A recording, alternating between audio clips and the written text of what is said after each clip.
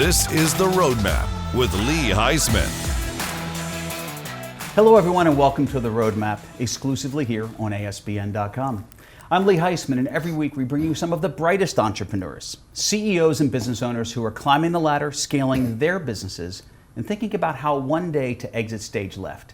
And talking about exiting stage left, I have a wonderful, wonderful guest today, Bill Duke. Thank you, my friend. Thanks for having me. Appreciate it. My gosh, Bill, good to see you again. And we talk about that curtain call, right? Exiting stage left. You've been on and off stage, of course, in terms of the camera, in front of the camera, behind the camera.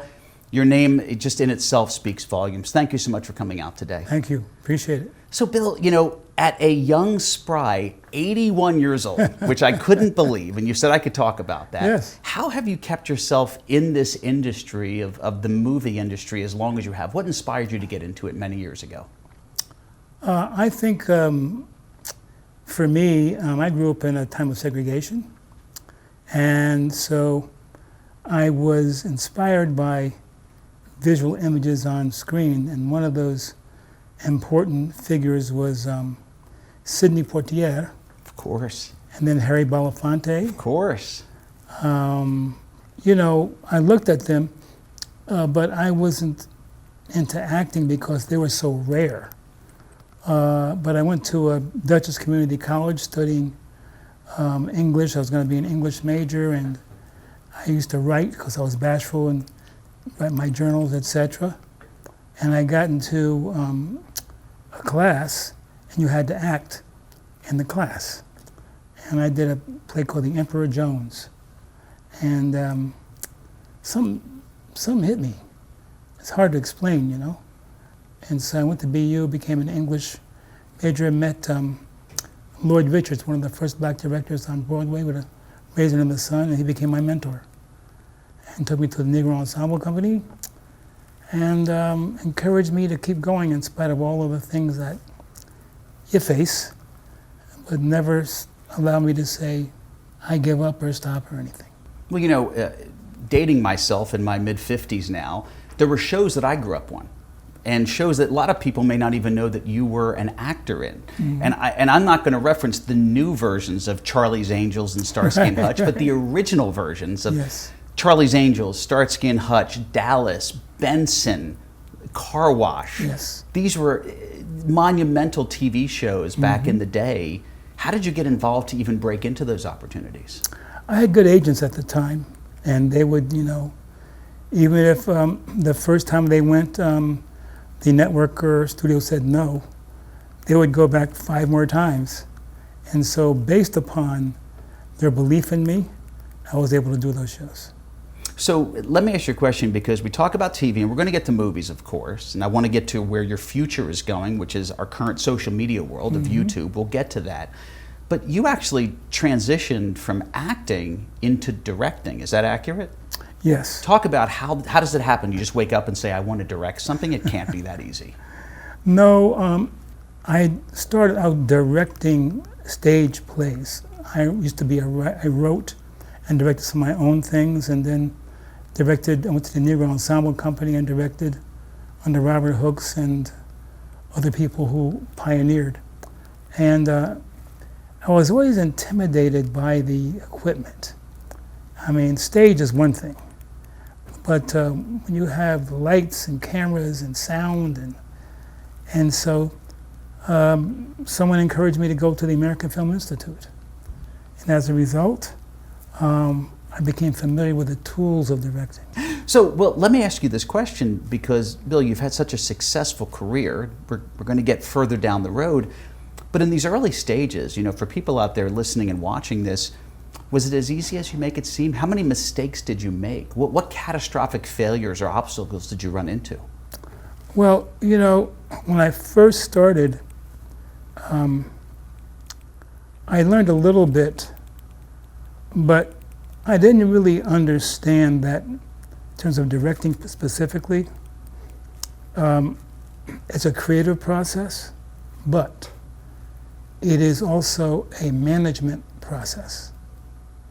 And you're managing 3 things: time, people, and money. And money. It does come down to the dollar. We talked about that earlier, right? If you can be the most wonderful director in terms of your imagination and your creativity, but if you cannot manage time, people, and money, because the investor is trusting you to manage their money and return their investment with a profit. So, I mean, there are a lot of directors, today that can do 20, 30 takes in one scene. In those days, no. Wow. So those days, they had to move on very, very quickly. Well, again, you have the producers in those days were not in the office. They were on the set. And you were a producer, if I'm incorrect. You Yes. produced a lot yourself. So Yeah. again, as we segue into your movie career, talk about the acting in TV, the directing. What elevated you to producing? Well, I wanted to know more about the business. Because most of us, as creative people, we win in the creative process, but lose in the business aspect. Because we're driven in the creative process by our emotions, but there's nothing emotional about time, people, and money. So let's segue, Bill, a little bit into the movie career, right? You're infamous in all of the movies that you've done. I mean, not only were you in Commando, American Gigolo. You were in American Gigolo as well. Mel Gibson's movies, Bird on a Wire, Payback. And then we get to the infamous, I said Commando and the other Schwarzenegger movie you're probably known for a lot. Predator, Yeah, yes. talk a little bit about this. If you look at a pattern of doing 2 movies with Mel Gibson, doing at least 2 movies with Arnold Schwarzenegger, is this coincidence that you're working with certain actors, or is it someone that they look out for you or you look out for them and try to do more movies together?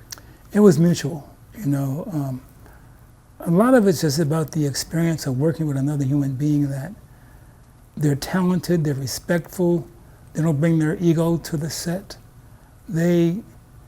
And when they say cut and go on to the next scene, there's a mutual camaraderie, because when you're an actor, you understand the pressure that you're under.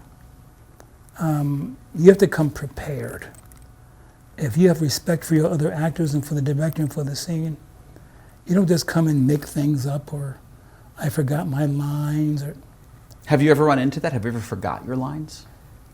unfortunately, I don't want to say the movie, but at a time in my career, because of a lot of rejections, I killed the pain with alcohol and drugs. Get out of here. And so one day, the set of a big movie, I, during lunchtime, smoked a joint, and I went back on the set. The director said, "Action." And I could not remember one word. Oh my gosh. Was everybody looking at you? What happened? 15 takes. And that's not normal, 15 takes? No. No, okay, fair. 2. 2, what? Yes. But I forgot where I was. Did you talk to anybody afterwards? Did they get with you after that scene and say, what the heck is going on, Bill? Yes, the director and the producers and the other actors in the scene, they were really pissed off at What me. did you say to them? Was I finished? But you finished that movie out. Did you ever have a laugh with them afterwards? Afterwards we laughed, but there was a real disappointment because, it was self-indulgent, Fair. but I learned a lot from that experience. But anyway. Well, Bill, and for viewers out there right now, I have to say, your transparency is just amazing. The fact that you're willing to share something like that, it's an amazing story for me, because you and I, when we were coming onto this show, I have to compliment you. We had a small miscommunication. We were in studio, we had a few guests, and we had just miscommunicated. And I said, Bill, not a big deal. We'll just get together in a month or two. You must have called me back at least 2 different times to tell me, excuse me, Lee, I need to make this right. I need to come in and see you. Mm-hmm. And it was so touching. I was like, I'll see you in the new year, a few months from now. And when you called back a few times, and that core person that you are, and I could feel it over the phone. And we had met a few times in advance of this, but I could feel it. I said, I have to work the schedule around it. How did you get to be that person? Because most people don't do that. Most people, if there was a miscommunication, they would simply just move on, schedule it in the next part of their day. But there was a yearning inside of you to fix our miscommunication and to resolve it. And it just puts you on a new level from my vantage point. How did you become that person? I think through several things, through parents who really taught me values that I live by today. I would say a meditation technique I've been doing for almost 50 years, transcendental meditation. I would say my belief in transcending your ego, which is edging God out. I would say people that love me beyond my losses and gains. I never say it's me, because me is a mispronunciation of something. If you look into the mirror and you look and say, what is me? If you look long enough, you know what I'm saying? I do. Talk about the next chapter for you, because you are, other than TV and directing and producing in movies, you're getting into the new social media world of YouTube here. And Yes. if I'm incorrect, you're going to be launching a new channel, the official Bill Duke channel on YouTube. Is that correct? Yes, we're in the process, a team of people and myself are putting that together. I never want to stop working. I don't want to retire. There's too much to do. And my daughter, I have 4 grandchildren now. One is 2, one is 9 months, one is 9 years old, one is 11 years old. And in terms of legacy, I want to leave them something positive and healing, because I hate to say this, but we're living in some very divided times. And I don't want to leave a legacy of division. I want to help bring people together and to create a network that, yes, it recognizes our differences, but really shows our commonalities. Well, is that what the YouTube channel is going to be focusing on? Bringing people together? It's going to be focusing on our differences, but our commonalities also. The fact that we're different colors, we're different genders, all of those things. But when it comes down to the final analysis, we're all the same mist. Absolutely. We have a lot more in common than we do differently. And that's what's concerning to me today, because look at all the wars that are going on. Children dying and being murdered in the name of what? It disturbs me. Fair. Because, as I said, I have grandchildren. What legacy are we leaving them? Do we care? I have friends that are very wealthy. More money, as I said, they can spend in 5 lifetimes, and they're miserable. Yeah. The happiness comes from within. Well, Bill, and even in the time that I've spent with you previously and today, you can see that core individual is what really attracts me to you, and I know it attracts others. And I know I'm going to watch the YouTube channel when you launch it a few weeks from now, and hopefully by the time this gets out, it'll be active, and it is called the official Bill Duke YouTube channel. Yes. So I know I'm going to follow you. Thank you. And in your illustrious career, I love the platform you have. You created this platform, but you have this amazing platform now to share about that and try to bring people together and unite them. Yes, that's my goal. Well, you're doing it today already, and you're achieving that goal with me, and I hope that the rest of our audience out there gets the same results. Bill Duke, my gosh, thank you for coming on the program Thank you, my today. friend. I really appreciate it. God What a bless you. treat to be around you. The rest of my day is made.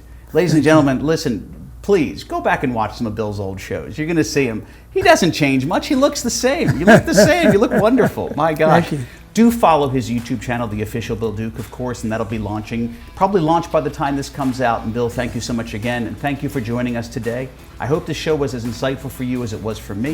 And we hope to see you again in another episode of The Roadmap. Thanks for watching The Roadmap with Lee Heisman.